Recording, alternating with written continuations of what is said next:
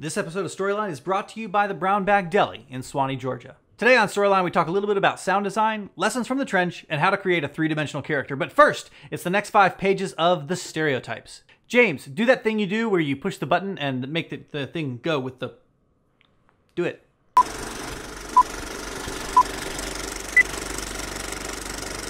Bench? A park bench. Are you serious? It's a nice day. Why not?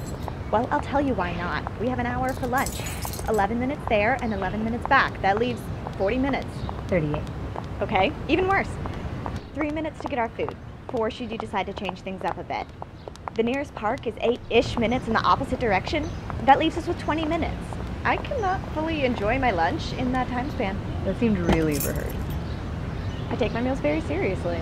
I get the sense you haven't done that much math since graduation. It's not my fault. TurboTax makes it too easy.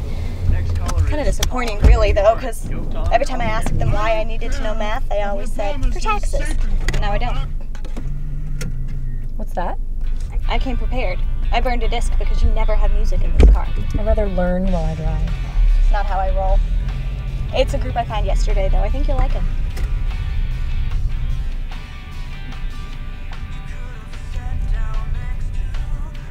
Not bad.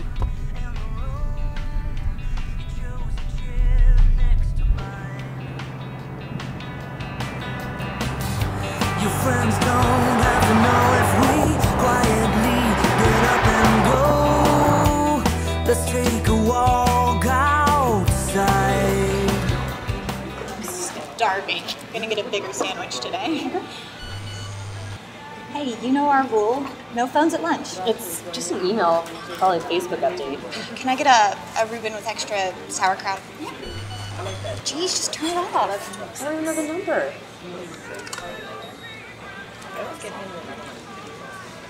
I'll just have what she's having.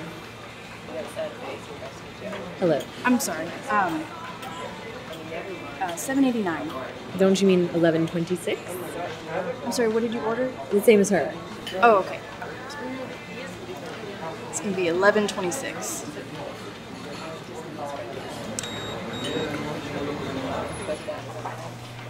Do you feel a bit like we're in a fishbowl? Must be my new top. Maybe. Here you go, ladies. Same number. You don't normally bring us our food. I'm having a good day so far. What? Oh, same number again. I'm sorry, Cammy. I'm gonna have to take this. Call them back after lunch. You can wait until then. Excuse me. Sorry to interrupt, but were you the lead singer from the Stereotypes? What? Yes, a long time ago. Why? Is this you? Yes. Your bass player has an awesome right hook. Oh my gosh, it's that show you did. Oh, hey, would you sign my napkin? Oh, please, ours too. No, I don't want to sign your napkins. This thing's up to 2.5 Hello? million views in 5 days. Who? I think you have the wrong number. That's my name, but I don't know a Kenny. Merkel? How did you get this number? I got a call from Morgan about it. It's exploded. The thing's gone viral. Yes, listen. Morgan's been working as a studio tech guy, person, musician thing, and some studio executive wants us to re-record and release that song. Why would they want to do that? The comments section. That's all anyone's asking for. They love the fight, but they want the song. They love us. Just re-release the original. Can't. Why not? We don't have the publishing rights anymore.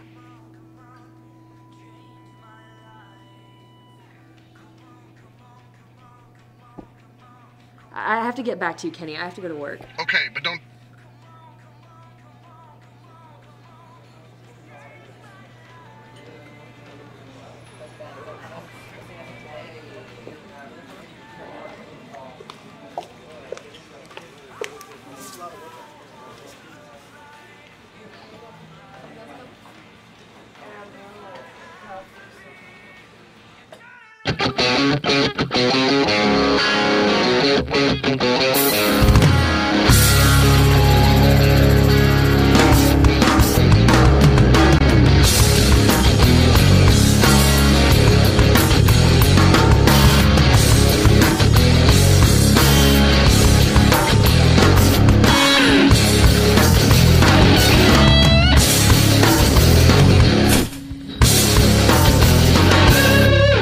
Welcome to Storyline, the show that teaches you how to make your own feature-length film by watching 3 aspiring filmmakers learn how not to. I'm your host, Ben Howe, and I have no idea what I'm doing, so I totally asked TJ to write this next part of the show so I could look really smart. Making your character multidimensional is one of the most important yet easily overlooked things about a script. Actors want to play them, directors want to film them, and audiences want to watch them. So, how do you make a multidimensional character? There's no guaranteed way to make a multidimensional character, but some of our favorite multidimensional characters fall into these broad categories. The most tried and true is the contradictory protagonist. The most popular example, James Bond. When done right, you know exactly what I'm talking about. Now, Bond is a very suave and sophisticated person who belongs in a suit at a high society party. But when he has to, he can pull out his gun and storm an enemy base. There have been 20-some odd Bond movies because we as an audience never get tired of seeing that contradiction played out. Second is the weak protagonist. This is someone that is exposed to a difficult situation where the audience is thinking, just walk away! But he doesn't because of some deep inner need or because they know that it's the right thing to do. John McClane in Die Hard has a number of opportunities to just give up, but he doesn't. He knows that if he doesn't step up, then no one will. It's the right thing to do, and once he decides to go through with it, the audience is scared for him because he really shouldn't be doing this. Last is the unwilling protagonist. This is when the plot has to drag your protagonist kicking and screaming into the adventure that is your story. This adds a layer of depth because the audience knows what fate knows. This is the right person for the job, and we get to watch them accept this role. An example of this would be Sheriff Brody in Jaws. After the first attack, he hopes it's just a one-time thing and goes along with the city council's denial. Then the second attack, and he tries to make it someone else's problem by putting a bounty out on the shark. Third attack, and he decides he has to do this personally. But he still doesn't want to, so he takes Quint to do the dirty work. Then, Quint dies and Brody has to kill the shark himself. The whole story becomes about Brody learning to become a hero. Regardless of what route you take, you will want to use contradictions to keep your audience interested. For example, in the first scene, we established Ellen as a musician. But in this scene, we discovered that she never has music in her car. So we have a musician and no music. Why? It's little things like this that keep an audience interested. We hope. You're interested, right? Please be interested. And now it's time for Storyline Quote of the Week. Dimension means contradiction, either within deep character, guilt-ridden ambition, or between characterization and deep character, a charming thief. These contradictions must be consistent. It doesn't add dimension to portray a guy as nice throughout the film. Then in one scene, have him kick a cat. Let's take a quick break to thank our sponsor, Brown Bag Deli and Cafe. They're located in beautiful Town Center Park in Swanee, Georgia. Established 2 years ago, Brown Bag is your local go-to cafe for breakfast, lunch, dinner, smoothies, brunch. Did I say brunch? Espressos, lattes, cappuccinos. It's a great place to have meetings or casual lunch or dinner dates. You'll enjoy their relaxed atmosphere with the beautiful view of Town Center Park. Their menu includes freshly prepared gourmet sandwiches, soups, and salads. They also have a great selection of decadent desserts, wine, and beer. Be sure to stop in for their breakfast sandwiches served on fresh, locally made bagels, or your choice of bread, wraps. When you stop by, tell them the Storyline sent you and thank them for being so generous with their space.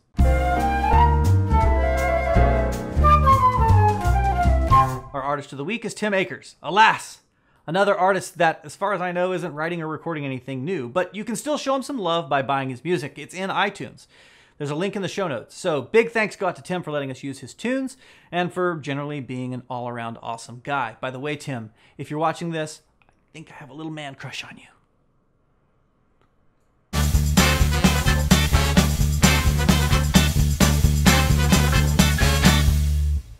Hi, I'm James Legg, the cinematographer and editor of Storyline, and this is Lessons from the Trench. I'll pop up every once in a while to talk about the technical production of the film. Oh, pop up. Really? I see what you did there. I'm Jerry freaking Seinfeld. This will help aspiring filmmakers learn from my mistakes and teach everyone else things about your favorite movies and TV shows to help you engage in them in a whole new way. This week, we faked a scene. Listen to the audio of this scene. Bench? A park bench. Are you serious? It's a nice day, why not? Now, listen to the original audio we captured on set. Bench? A park bench. Are you serious? It's a nice day, why not? Sounds different, right? That's because all the audio in the final cut was created in a room several weeks after we shot it. Why? Short story is we kind of screwed up. So we had to ADR the scene. ADR stands for Automated Dialogue Replacement. This is the process of recording the dialogue after the shoot in order to get cleaner audio. Fun fact, about 70% of what you see in a narrative TV show or Hollywood movie has faked audio. I shouldn't say faked, probably dubbed. Of course, there are a few exceptions, but if you're watching a movie, chances are 70% of the dialogue is recorded after the shoot. Personally, I like to use as much of the on-set audio as possible and get it right the first time, but sometimes you have scenes that don't lend themselves to getting good audio. This was a really fast-paced scene with lots of wordy dialogue. The characters were both close and far away from the camera, together, then apart. It was just a big mess, and I blame TJ for writing it. So I met with Kate and Stephanie and brought the trusty H4n Zoom to re-record their dialogue. After this, I replaced the original audio with the ADR audio and played the scene over and over and over and over again to make sure I was filling in all the sounds that used to be in there. So the shoes, keys, and car doors were all added in post at my computer. So that's how you fake a scene. For more info on ADR, I want to send you over to a different podcast, a show that we love called Film Riot. In fact, we're such big fans of their show, we're totally copying it. Don't believe me? Watch the show. Beware! I gotta send a little love their way because eventually we're gonna get big enough that our audiences are gonna overlap and people will say, hey, those Storyline guys, they like totally copied Film Riot. Yes, we did. Whammy bam. But I prefer to think of it as a show inspired by Film Riot. We don't do sketch comedy, they do. We're trying to make a feature-length film, they're not. See? Totally different. That's it for this go-around. We'll be back in 2 more weeks with the next 5 pages of the stereotypes. And what else? I have no idea. We haven't written that show yet. But you can count on this. It will be a freaking amazing. Sorry, is that raising their expectations too much? Yeah, totally. All right, sorry, we'll do, you can count on this. It will be acceptable, and you might be entertained a little bit. Woo! All right. So listen, though, seriously, we want to continue to do this show, and you could really help us out by engaging in the conversation. Don't be scared to leave us a comment on YouTube or on Facebook. I know we look like we have this all figured out, but we do not. We're doing this so that we can learn, and if you learn something along the way, all the better. But we need to know what does and doesn't work about the film. So please, share it with your friends and start a conversation about it. It's an insane project, a really bad way to make a movie, but it is what it is. So, do the Facebook thing, or the Twitter thing. But most of all, do the YouTube thing. We'll see you next time. Second is the week protagonist. The week at live. All right, ready? Hi. Right on set. It's more important that this be in focus than the face. Shut up.